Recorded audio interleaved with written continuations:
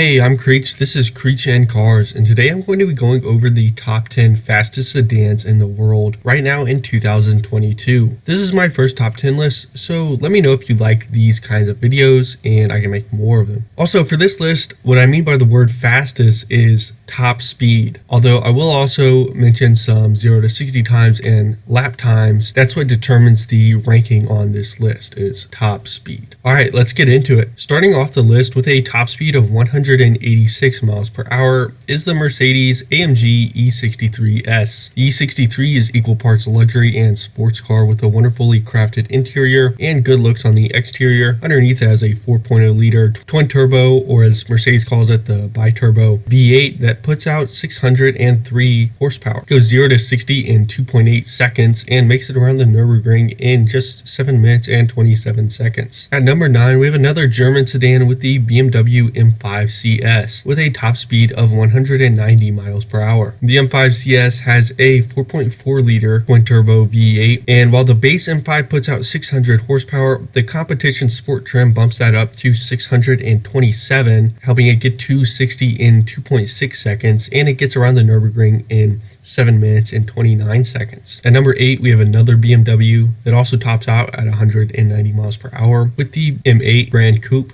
We do have some other cars like this on this list, so I do want to mention here, some people call this car a four-door coupe and might not really consider it to be a sedan. Four-door coupe is an oxymoron, and I'm keeping those on this list. The M8 is pretty much the same as the M5 in terms of performance, as the same twin turbo 4.4 liter V8, and it accelerates to 60 a little slower in 2.7 seconds. It's also a little more expensive, and I do think it looks much better. It's a lot roomier as well, especially in the front. On the inside, and a little more luxurious. At number 7, we have the first non-German car, and in my opinion, this is the first real surprise on this list with the Alfa Romeo Giulia Quadrifoglio. This has a top speed of 191 miles per hour, and it's also worth noting that the Quadrifoglio is by far the cheapest option on this list so far, starting at a little under 80,000. It is a 2.9 liter twin turbo V6 that puts out 505 horsepower, and it can get to 60 in 3.8 seconds. So it's not the quickest, but it can get around the Nürburgring in 7 minutes and 32 seconds. It is a little smaller and less luxurious than some of the previous cars on this list, but it is a little more unique. I do like the design, and I think the Quadrifoglio is definitely an underrated bargain. At number 6, we go back to the Germans with the Mercedes-AMG GT63S. This is another one of the four-door coupes, but like I said, I'm keeping those on this list. It has a top speed of 195 miles per hour, and I do think it's one of the better looking cars on this list, especially depending on which color it is. It shares the 4.0 liter twin turbo V8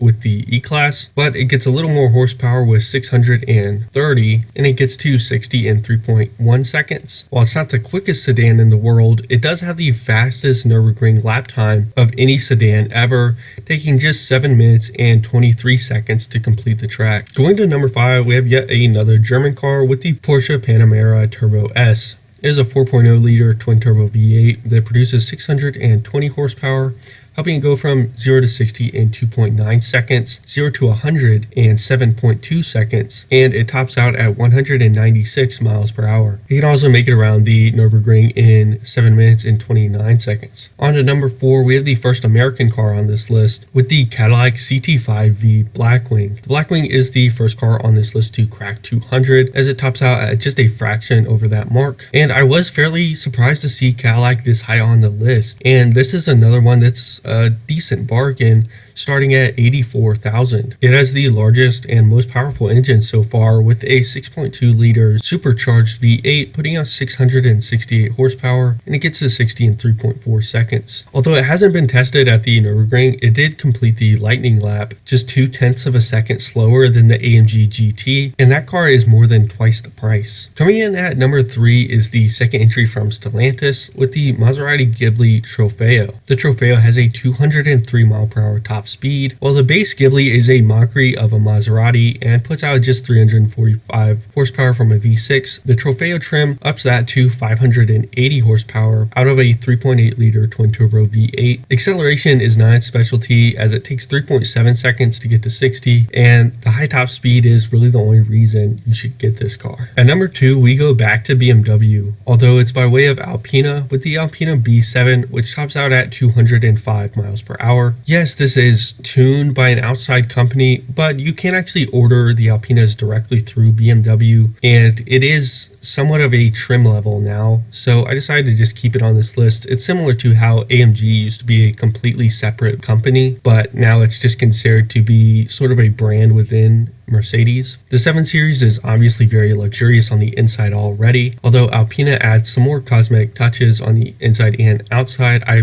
do particularly like the Alpina rims that are on all of the Alpina BMWs. And it takes the 7 Series' 4.4 liter twin turbo V8 up to 600 horsepower and unlocks a top speed of 205 miles per hour. The B7 gets to 60 in 3.2 seconds, which isn't the quickest on this list, but keep in mind that the 7 Series is much heavier than most of the other options. And finally, at number 1, we have the Bentley Flying Spur Mulliner with a top speed of 207 miles per hour. This one was the biggest surprise for me, especially at being at number 1. The Mulliner trim of the Flying Spur comes with a 6.0 liter W12 engine that produces 626 horsepower and gets the Flying Spur to 60 in 3.7 seconds, which is pretty good for a car that weighs almost 5,400 pounds, or about as much as a Chevy Tahoe. The Mulliner closes in on the $300,000 mark, but it is definitely the perfect mix of luxury and performance for the price. So that's it for this list of the top 10 fastest sedans right now in 2022. Let me know what you think about these cars and what you think about these top 10 or just list videos in general. Is this something I should keep doing? Because I could definitely do more of these in the future. So let me know in the comments down below. Thanks for watching. I'll see you in the next video.